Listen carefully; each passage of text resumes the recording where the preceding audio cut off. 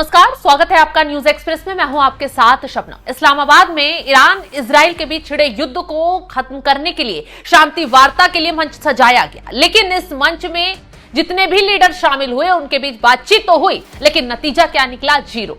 ना ईरान झुका और ना ही अमेरिका उसकी शर्तों को मान पाया, और फिर उसके बाद धड़ाधड़ धमकियों का दौर शुरू हो गया है। और अब कहा जा रहा है कि अमेरिका की तरफ से न सिर्फ ईरान पर ताबड़तोड़ हमले किए जाएंगे ईरान को झुकाने के लिए, बल्कि अब ईरान के सहयोगियों को भी नहीं छोड़ा जाएगा। इस बैठक के तुरंत बाद डोनाल्ड ट्रंप आग बबूला होते नजर आए हैं, तो वहीं जेडी वेंस ने भी आखिरी चेतावनी ईरान को जारी कर दी है कि अब अंजाम बेहद खतरनाक होगा। अब डोनाल्ड ट्रंप ने सीधा सीधा ईरान के सहयोगियों को ही हड़का दिया है। डोनाल्ड ट्रंप ने ईरान को हथियार भेजने को लेकर चीन को चेतावनी जारी कर दी है, जिससे सवाल उठने लगे हैं कि क्या अब सीधी जंग अमेरिका और चाइना के बीच में होगी?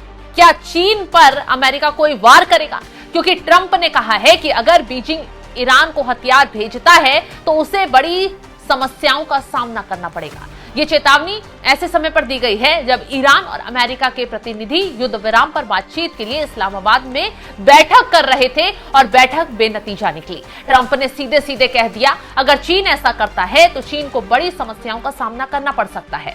हालांकि उन्होंने इस बारे में कोई और जानकारी नहीं दी। एक रिपोर्ट में बताया गया था कि ईरान को आने वाले हफ्तों में चीन से नए एयर डिफेंस सिस्टम मिल सकते हैं, जिसमें अमेरिकी खुफिया एजेंसियों का आकलन का हवाला दिया गया था। रिपोर्ट के मुताबिक ऐसे संकेत मिल रहे हैं कि बीजिंग इस डिलीवरी को भेजने और उनके मूल स्थानों को छुपाने के लिए तीसरे देशों का इस्तेमाल कर रहा है। ये जानकारी ऐसे समय पर आई जब अमेरिका और ईरान ने इसी सप्ताह एक नाजुक संघर्ष विराम किया, जबकि दोनों ही पक्ष सैन्य मौजूदगी बनाए हुए हैं और लगातार बयानबाजी कर रहे हैं। अमेरिकी सेना और युद्धपोत अभी भी ईरान के करीब तैनात हैं। वहीं तेहरान हालिया अमेरिकी और इजरायली हमलों में तबाह हुई अपनी हवाई रक्षा क्षमता को फिर से बनाने की कोशिश कर रहा है। चीन ने ईरान को हथियार भेजने के आरोपों को खारिज कर दिया है। वॉशिंगटन में चीनी दूतावास ने एक बयान में साफ साफ कहा कि बीजिंग ने संघर्ष में शामिल किसी भी पक्ष को कभी हथियार मुहैया नहीं कराए हैं।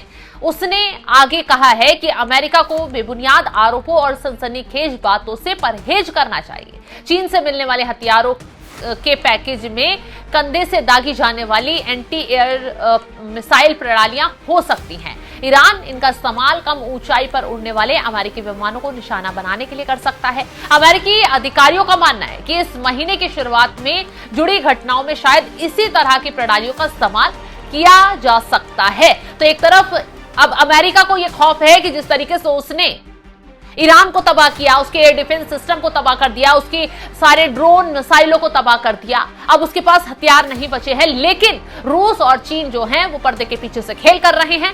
ईरान को मजबूत करने के लिए उसे हथियार भेज रहे हैं, लड़ने के लिए लगातार हथियारों की सप्लाई कर रहे हैं, और चीन अपना एयर डिफेंस सिस्टम ईरान को भेज सकता है। अब ऐसे में जब अमेरिका को दिखाई दिया, डोनाल्ड ट्रंप को दिखाई दिया कि रूस को चीन को लड़ने के लिए रूस और ईरान को लड़ाने के लिए रूस और चीन लगातार सपोर्ट कर रहे हैं, तो ऐसे में अब अमेरिका और डोनाल्ड ट्रंप की तरफ से खुली धमकी चीन को दे डाली गई है कि अगर उसने हथियार भेजे तो जाहिर सी बात है अब अगला निशाना न सिर्फ ईरान रहेगा बल्कि अब चीन भी निशाने पर आएगा। जैसे ही ये धमकी आती है, चीन की तरफ से सफाई पेश कर दी जाती है कि कोई भी हथियार हम ईरान को नहीं भेज रहे हैं।